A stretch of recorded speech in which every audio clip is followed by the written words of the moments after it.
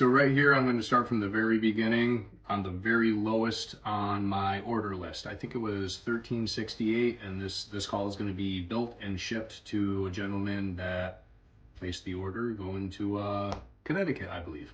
All right, so how I actually get started building your order, I'll go to my forest, summertime, nice weather, fall the trees. I process all of my own lumber. So I usually pick and stick with black cherry, red oak, and maple. Those are the most prominent species of lumber that I have on my property. So I'll start with those three pieces of lumber, bring them to my mill. I have a band mill all of my own blanks, and then right over here is stock inventory of those three species of lumber. So from that point, I have log length milled out to about 1.5" by 1.5" by log length. And then this is where my pickiness comes into play for building your game call. So I'll take that whole length of lumber on the miter saw, and when I cut the first piece, it goes all the way to the right. When I cut the second piece, it stays on the left. That's where I stop. I'll label each one headstock, tailstock, 1/2 inch, headstock, tailstock, 3/4 inch. I can juggle these, and I know exactly which way they need to go on the lathe, because what's most important to me is the grain. I can match the grain right back up. So in theory, when I'm done turning this call, I'm going to lose a little bit of that grain pattern to the nipple you'll see where we make the 1/2 inch to the 3/4 inch. I'll lose a little bit of that, but in theory, we can line up the grain pattern so we have a 2-part body game call mating together to make the game call, and it looks like one piece of wood with that continuous grain pattern. Body is order number 1368. So if you happen to be order number 1368, this is your call getting crafted right at this moment. So I always start with my 1/2 inch, put the appropriate bushings on, snug everything up, and we're going to make some noise in a little bit. I got to turn on the dust collector and the air filtration system, because working in a wood shop tends to get a little dusty, and I don't want junk flying everywhere. And my health. So first thing, mounting up the 1/2 inch, and right here I have HT, headstock, tailstock, 1/2 inch, so I know exactly the orientation of this body, and then I know the exact orientation. So air filtration, make sure I have clearance between my rest here, and hat on, glasses on, dust collector, and we start.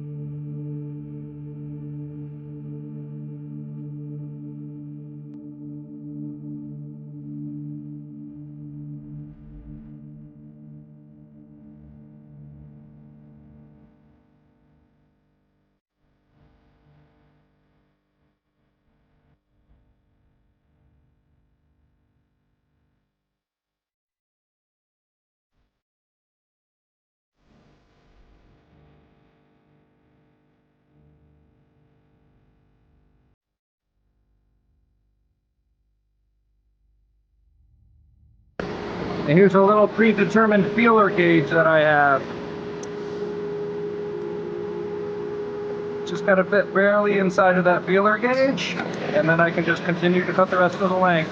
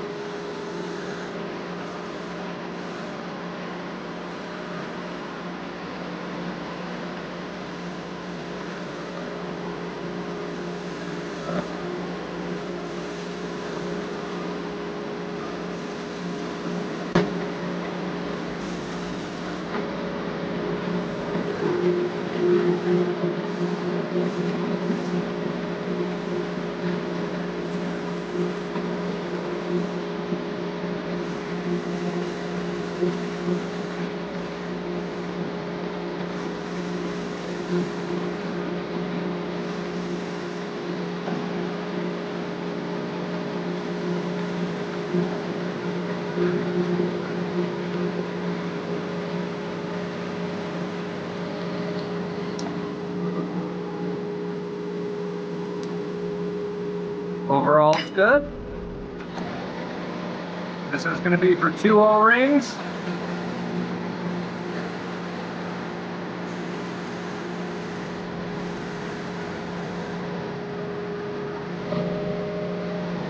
Then I continue to turn out the rest of the body.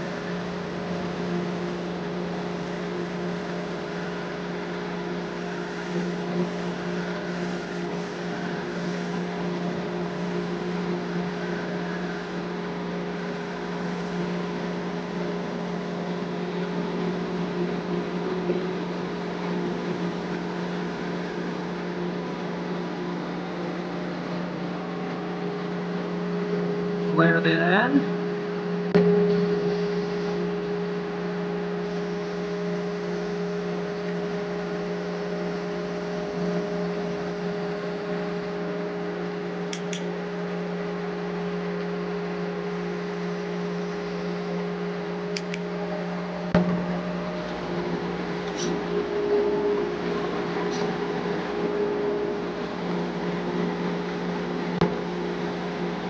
One little accent ring. And then we sand.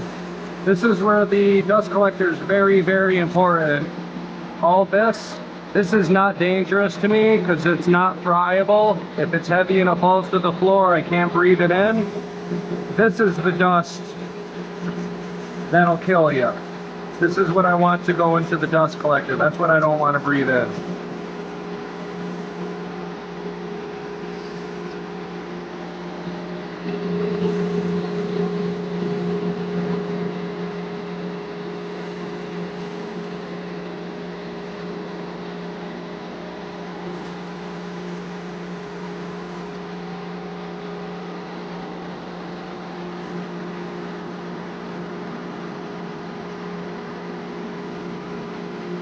So I start with a medium grit sandpaper because it's not very abrasive when I start.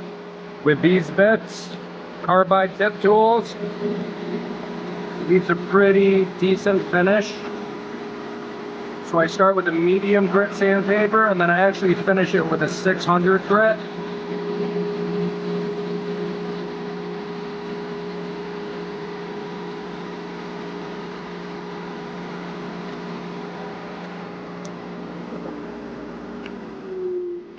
So here's the first half of this game call on a 2-part body.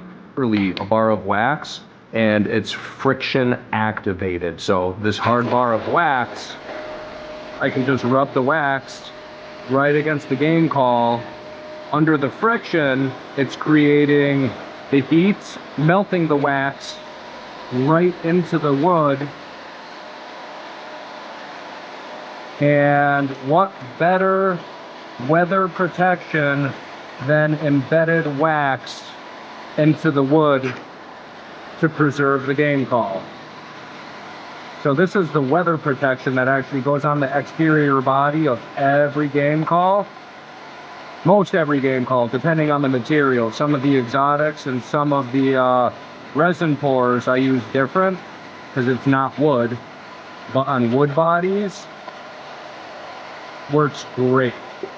So all I'm doing right now is actually increasing the friction, melting that wax into the wood.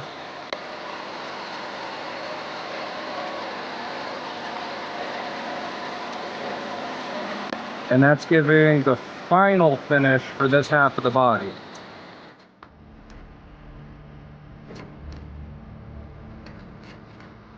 So then we're gonna take this first half, slide that off. I give it a test fit, make sure everything's appropriate, everything's good. I'm gonna take this, ditch that, change my bushings from 1/2 inch to 3/4.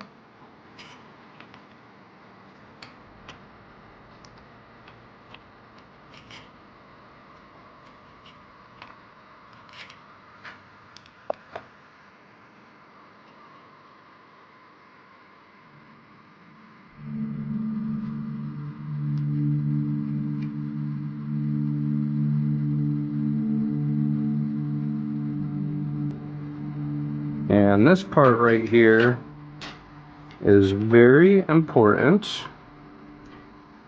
I'm going to take this caliper, come back over to this first game call, and just give a rough OD, outside dimension, outside diameter. And I'm going to measure this half body to that OD, stick that to my magnet, and then I'm going to start roughing this in. And all I want to do with this one is match my OD, that outside diameter. And that's what I'm going to start with, and you'll see where we finish. Headstock, tailstock, headstock, tailstock, so we're oriented appropriately.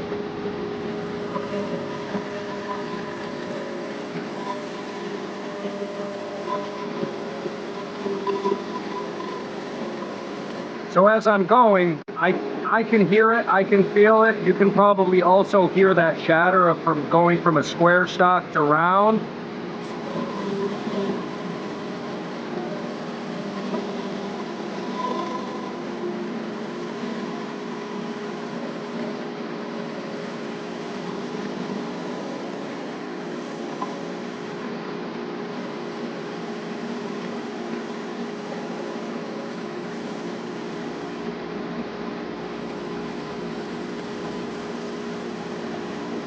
The vibration's getting less, so I know I'm getting really close to true round.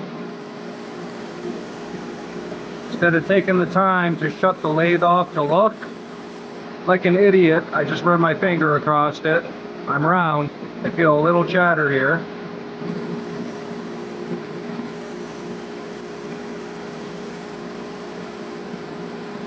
Now we're true round. I'll square each end.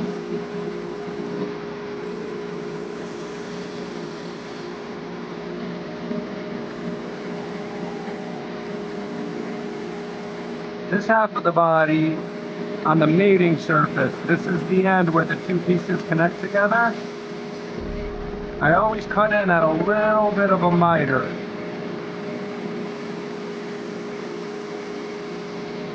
Just to ensure a lack of gap in between the two bodies.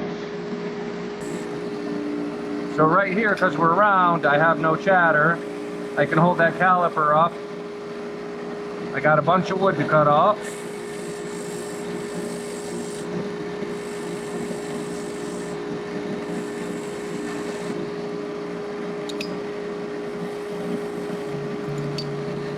A little bit more, but I won't go all the way. I'll get it close and then I'll start shaping the rest of the body.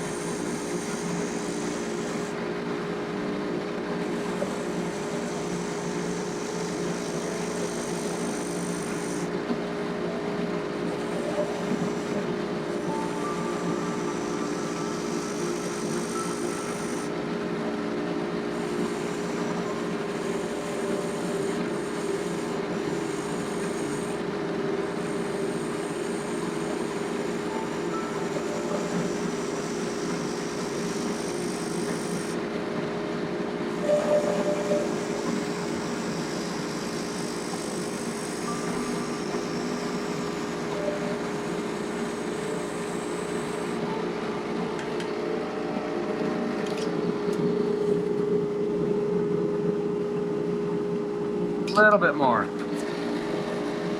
This is where I take my sweet time lining that up, because I can always take away wood, but I can't add it.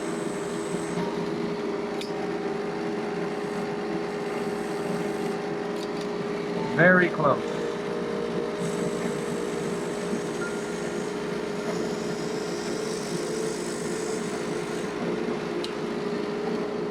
That pass should have done it.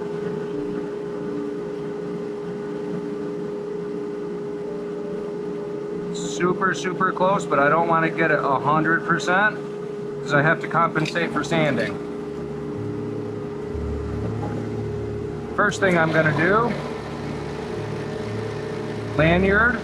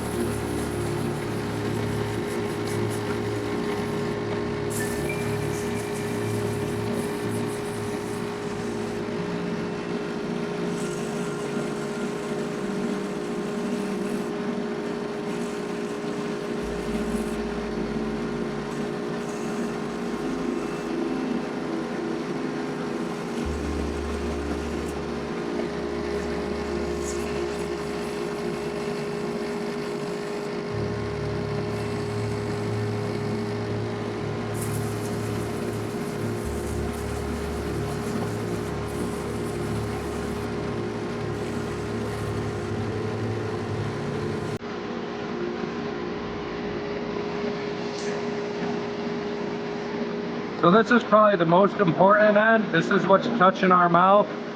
I want to make sure that's as smooth can be. So there's nothing abrasive on this end when it's coming into contact with the flesh of our mouth.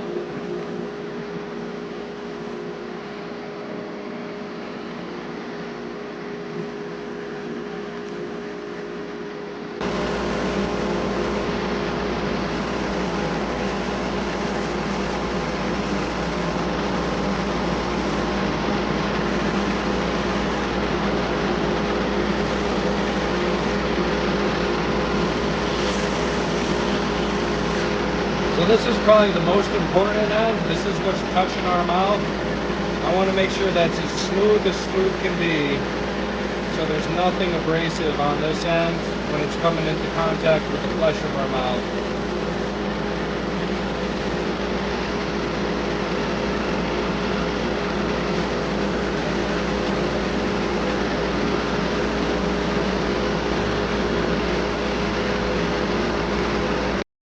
So we got the first half and our second half, and when we made them together, the next thing I'm going to do is just try to orient the grain of wood so we find just those natural lines where it flows. So in theory, I'm trying to get two pieces of wood to still follow that continuation of grain so it looks like one piece of wood. So I always keep a frequently asked question sheet whenever I do game call seminars. So if I get a question that's asked a lot, I'll remember that, I'll write that question down, and the next time I give a seminar, I beat the audience to the punch, because if somebody's asking it, somebody's thinking it, maybe somebody won't say it, so I want to talk about that. This week though, with the amount of website traffic that I've had, the most frequently asked question, just to answer it for everybody, is what wood species sounds the best with tone on a game call? Grunt tubes in particular. Website has been overwhelmed with orders for grunt tubes. I'm very grateful and very thankful and very humbled for all of this business. So the most frequently asked question is, what wood sounds the best?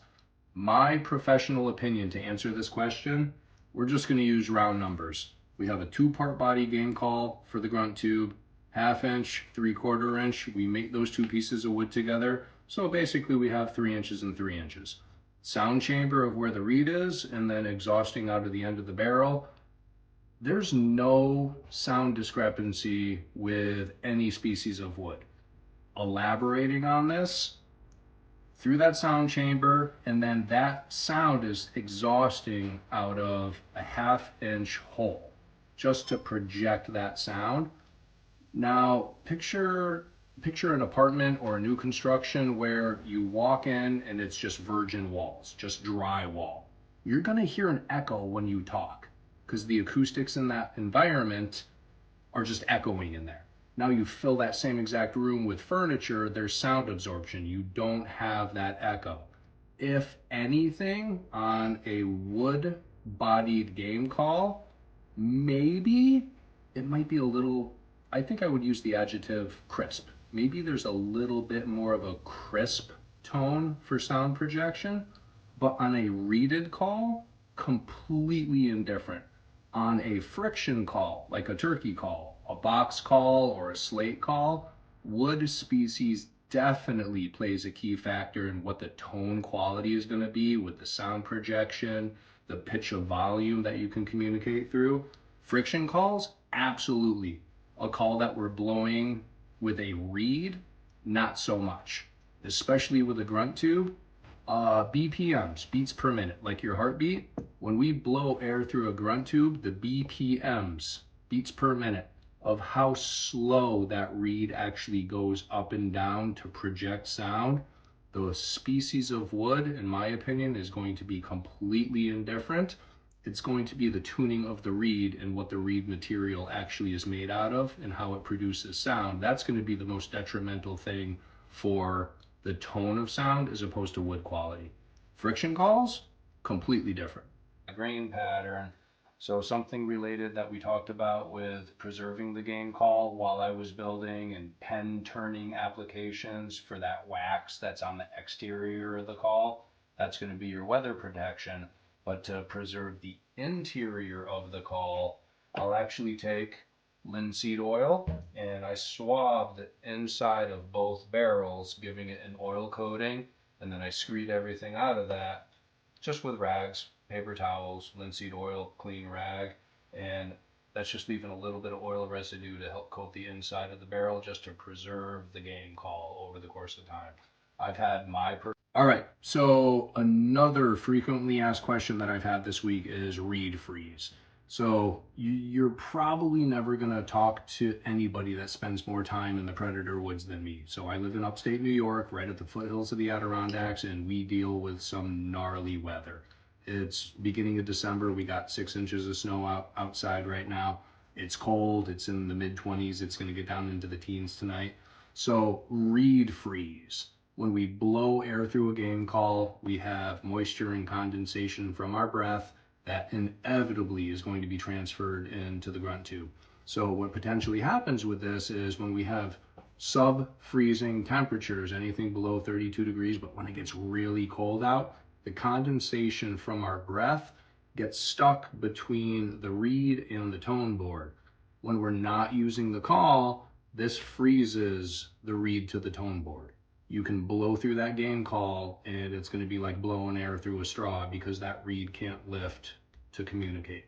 So to prevent this with a grunt tube, now remember my demographic of upstate New York where I live, I deal with some gnarly weather. How do I prevent reed freeze? I tie a lanyard, I order I order 1,000 feet of paracord and I tie a lanyard for every single grunt tube that leaves my shop. This is how you prevent reed freeze. Get into the muscle memory and the habit of you have the grunt tube. Don't hang it from your bow hanger. Don't hang it from a tree limb. Don't set it on a stump. Don't even keep it inside of your outside pocket. Use my lanyard, use a lanyard, keep it around your neck, and keep the game call tucked inside of your outermost layer, and the ambient air temperature of your body heat inside of your jacket is going to keep the game call to that temperature. That ambient temperature of body heat will prevent reed freeze. If you use the game call and you keep it on the outside, exposed to the elements, it's going to get cold and it's probably going to freeze.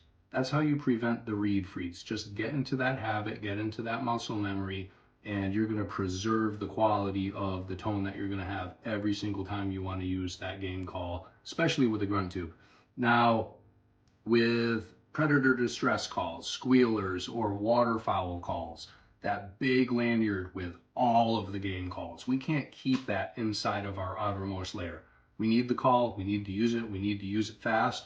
They're exposed to the elements. So a way that you in the field can help prevent that, if you think about it, only if you think about it and try it. When you're using the call and you're blowing into the call, when you're done, flip it around backwards and just give it a quick, and you're not gonna make any sound at all. When you're blowing into a call backwards, it's like blowing through a straw, and you're just blowing some of that condensation out. Next time you need to use it, optimistically, it's not gonna be froze and you got most of that condensation and that moisture out of it. If it does freeze, just hold it and just huff into it the appropriate way, like you want to make sound, and just use your breath to warm it back up, flip it around backwards, and blow through it really fast, just to blow all that crystallized ice, anything that froze in there, flip it around real quick, and then use it, and I'm really optimistic you're going to have good tone.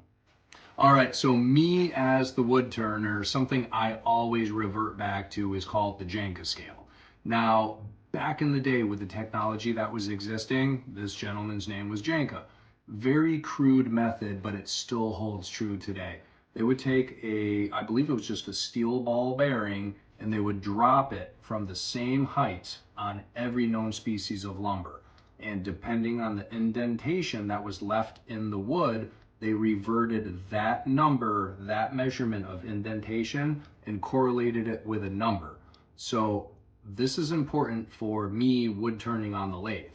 If that number is really high, it indicates very hard grain. It's a very hard lumber of wood.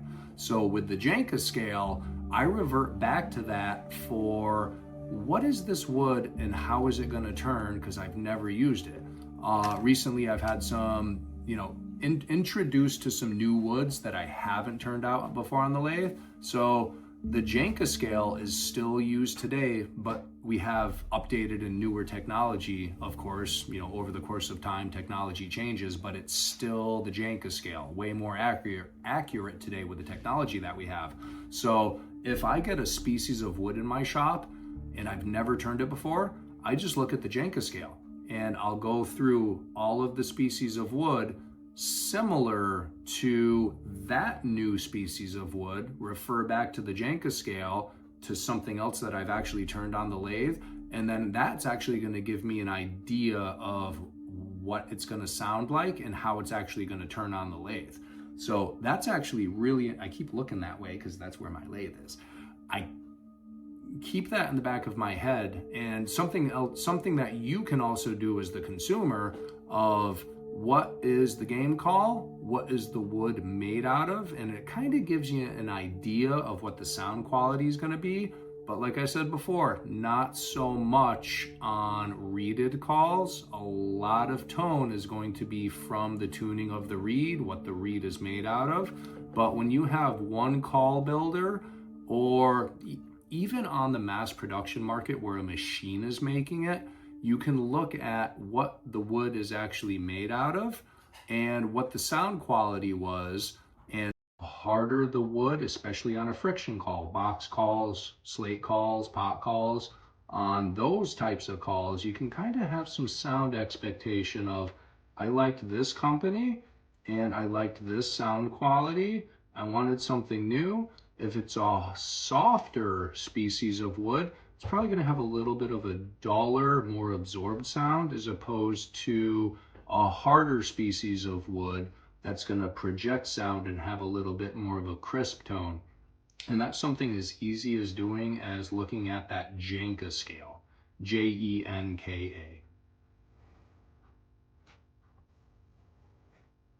Right, so now, yeah, just tie on lanyards. Waiting for the gun to go off for my wife in the woods. That would be amazing if we heard that pop right now.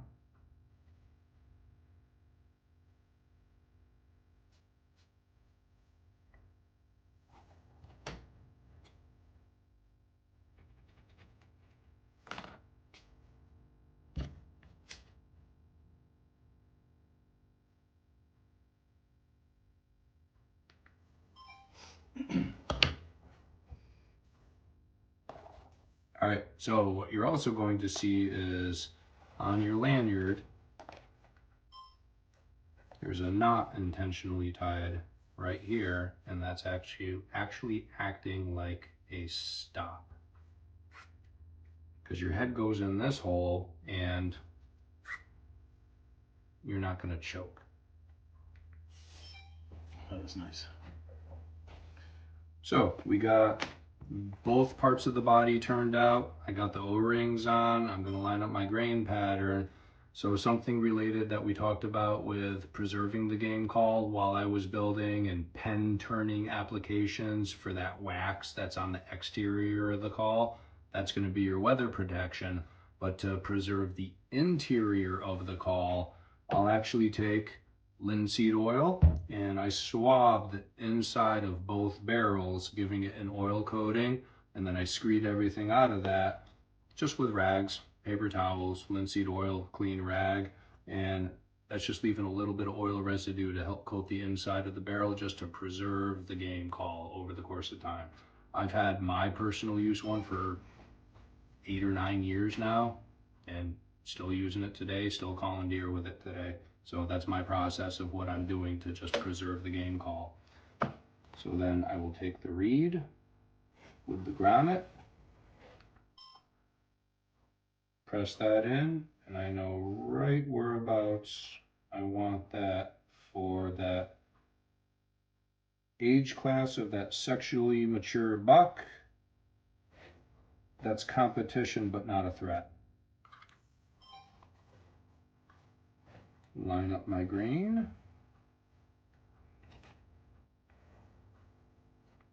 Put on the lanyard. And then just give her a sound check.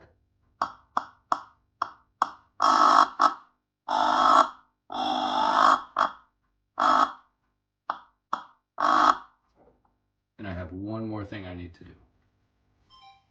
Randy?